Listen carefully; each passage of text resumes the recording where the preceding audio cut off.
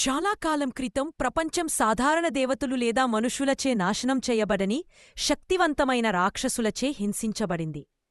విశ్వాన్ని రక్షించడకి పార్వతీదేవి మహాకాళి యొక్క భయంకరమైన రూపంతో తీసుకుంది. ఆమె అవిశ్రాంతంగా పోరాడింది, కనిపించిన ప్రతి రాక్షసుడిని చంపింది. కాని ఆమె కోపం పెరిగే కొద్దీ కాళి విధ్వంసానికి అవధులు లేవు.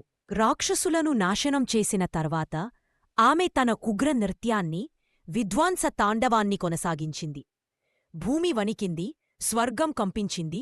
మరి ఆమె అపలేని కోపంతో ప్రపంచం కూడా నాశనమవుతుందని దేవతలు భయపడ్డారు.